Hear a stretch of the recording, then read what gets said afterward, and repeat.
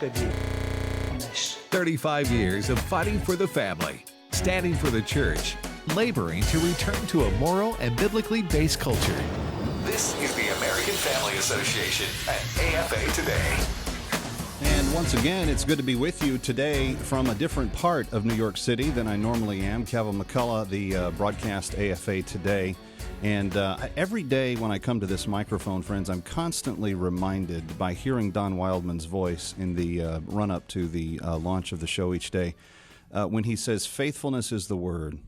I think of what that entails, the idea of faithfulness. I think of how far short I fall from that standard, and I am humbled by the opportunity to be able to spend time with you each day, taking your calls, talking about things that are in the news, talking about things that affect the church and affect the believer's life in today's world.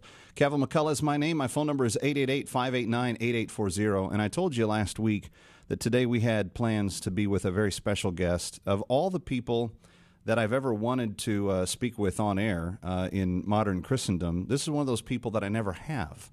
And to be sitting in the historic location of the Brooklyn Tabernacle in the middle of Brooklyn, New York is a real honor.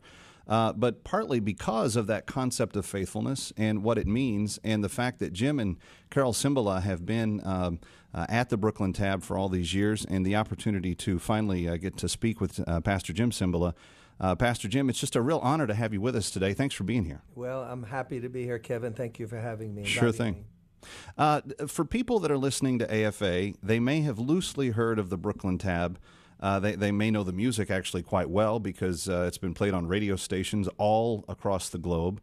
In my own life, there are songs that have stood out and that have made a tremendous difference in particularly dark times. I'll get to the discussion of one of those songs in a second. But I want you to take us back and to tell us a little bit about Pastor Jim and Carol Cymbala before you were Pastor Jim and Carol. Talk to us about who you were as young people and how God led you to begin the work that has become the Brooklyn Tabernacle.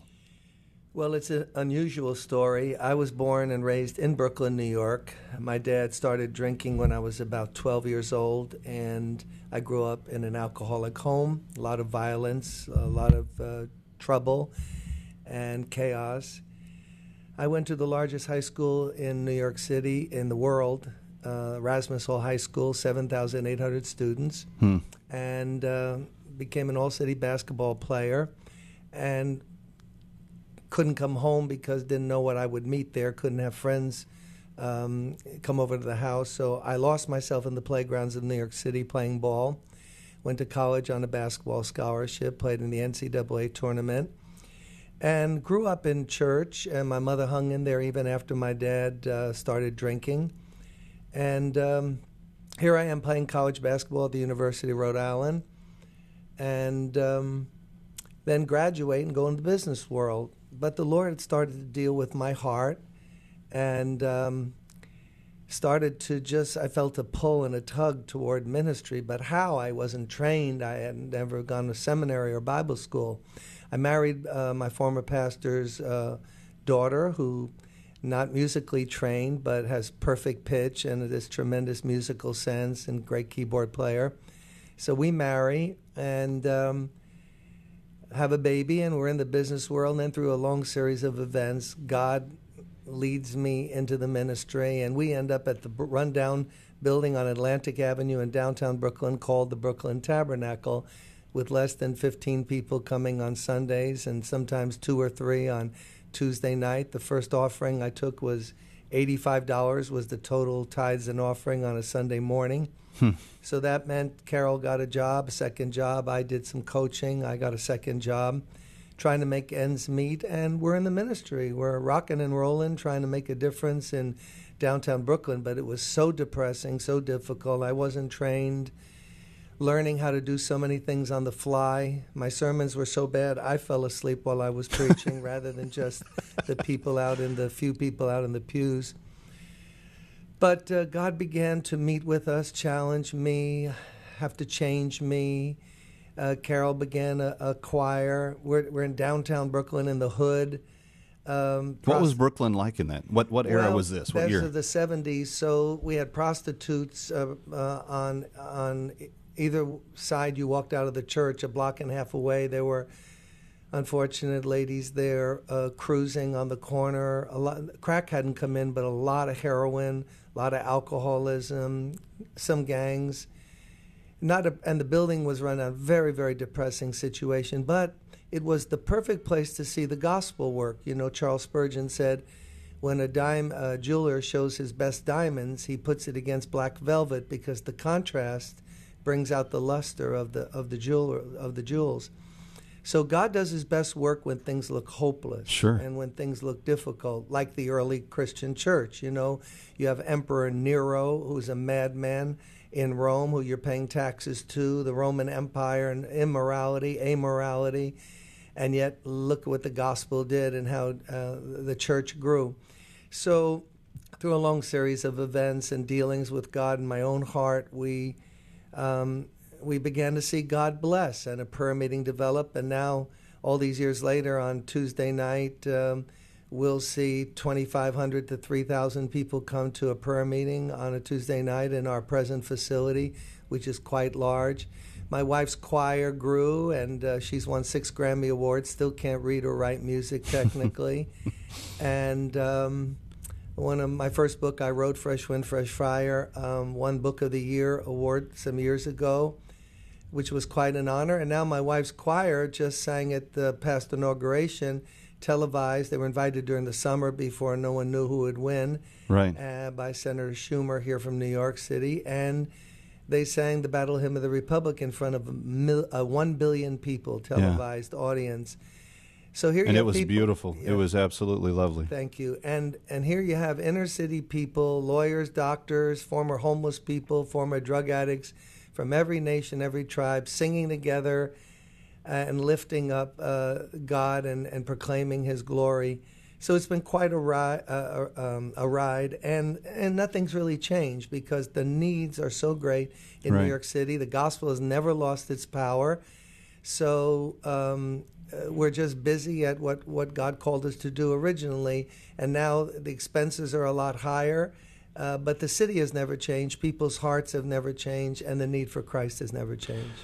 When people think of New York, and I get this all the time when I'm out speaking in different regions, and American Family Association doesn't have a radio station here in New York City, but they do have immense reach, and there's a lot of people that listen online to what they do in the area. In fact, I get some email from regular New York listeners that listen online. But when people think of New York, they think of a wasteland when it comes to the faith. They don't think of it as being a place where the church is alive and vibrant, that the Bible is appreciated, et cetera, et cetera. And I think a lot of that has to do with the very large personalities and news that is often made in this city. But when I think of New York, I think of names like David Wilkerson and Jim Cymbala. I think of tough neighborhoods that needed Jesus, and people stepped into those realities and took hold. As you've been here all these years, Brooklyn has begun to change. In fact, when we were driving around coming today, Rob Davis, who's a friend, mutual friend of both of ours, was telling me, he said, yeah, back in the 80s when I first started coming, he said, this block, you wouldn't have even recognized it. It was just a totally different world. The world does change. Money and power and influence are moving into Brooklyn in a way that they've never been. How has that changed what Jim Cymbala has to deal with on a weekly basis? Not much. The present facility we meet at is in further downtown Brooklyn than where we began, and then there were other stops along the way. The transportation is great. More than half of our congregation, let's say we'll have about 10,000 people on a Sunday come in and out of the building, and then another couple thousand, 3,000 on a Tuesday. More than half don't have cars, so bus and train is all important when you're in downtown Brooklyn or really anywhere in the city. Yeah, a lot of yuppies have moved into downtown Brooklyn. Buildings are going up. Hotels are being built. Barclays Center houses the new Brooklyn Nets basketball team in the NBA. Lots of concerts now and stuff is happening. But there's need everywhere. It doesn't matter the race of the person, how much money they make. They're empty without Jesus Christ. Yeah. And in New York City, like any other city, there are churches that are proclaiming the gospel, the true, pure gospel of Christ. The Holy Spirit is blessing and helping them. And then there are other churches that are just, Brooklyn is called the borough of churches. And for your listeners, Brooklyn is one of the 5 boroughs of New York City. And by itself, it would be the fourth largest city in America after New York, L.A., Chicago. And it's called the Borough of Churches because back in the day, all these churches were built, and now most of them are just empty mausoleums with a handful of people and ministers that are there living off of the money that was left by former members in their wills.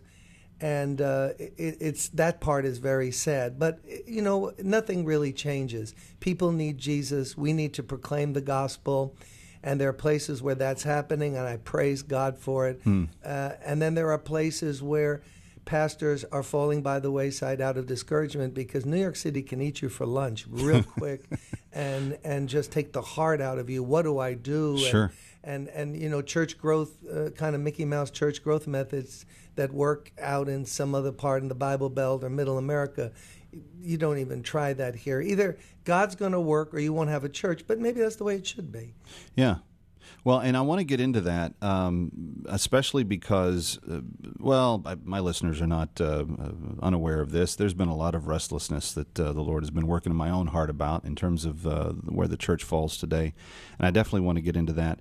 I do want to say that you have a particular heart for pastors, and we're going to talk about an event that's coming October 6th through 8th, but what is the Lord laying on your heart about the role of the pastor in the modern church? Where are we right now? What is a pastor going through, facing, dealing with that may be very different than where they were when you started ministry? I think pastoring is harder now than ever before across the board, no matter where you are in America, for a number of reasons. The population, the culture is more secular. People are more critical. There's less respect for any kind of pastoral authority. I have an unusual situation and a prayer band of 450 to 500 people who are praying for me around the clock here in the church on different scheduled groupings that they make out. And I have associate pastors and other ministries that are just phenomenal helping me. But here's the lowdown. Here's the real deal. 1,500 pastors are leaving the ministry in America every month. 1,500. That means while we're meeting today, 30-day month, let's say, 50 are biting the dust. That's one per state. That for personal failure, discouragement, finances, just tired, sick and tired of being sick and tired, they're going to sell insurance or Volkswagens or something else. Paint houses. Yeah. Whatever. So that's so sad because maybe some of them were never called by God in the ministry, but others are great men, women of God, and here they are giving up. And that's easy to do. Twice in the early days of me being at the Brooklyn Tabernacle, I tried to leave the ministry out of discouragement, to be quite frank. And both days, God blocked it through a series of events so that the appointments I was supposed to have, they canceled on me. And so the Lord was gracious, but that bothers me. What's worse is more than 60% of all the pastors who are in the ministry say that they would leave next week if they could just find a job that would meet their financial requirements for their family. So behind all the Bible pounding and the pulpiteering and the church image, there's lots and lots of discouragement. So because I've made so many mistakes myself, have been discouraged, battled through it, faced so many obstacles, financial obstacles, and whatever, I want to spend my energy encouraging pastors. I don't care what denomination, what race, and all of that silliness that we get wrapped up in. I just want to tell pastors, don't quit. God hasn't changed. Let's maybe look at how he wants to tweak what we do so we can do it better for Christ. That's the voice of Jim Cymbala. And friend, if you're watching on the AFA channel today, or if you're listening by way of AFR radio, we are glad that you're with us. And I want to open up the phone lines, especially if you're a pastor, and you would like to ask Pastor Jim Cymbala a question about the Brooklyn Tab, about what it's like to do ministry in a city like Brooklyn. Whatever's on your heart, Pastor Jim is here for you today, and we are honored to have him. 888-589-8840, 888-589-8840. I'm Kevin McCullough on AFR. An American Family Minute with Patrick Vaughn, General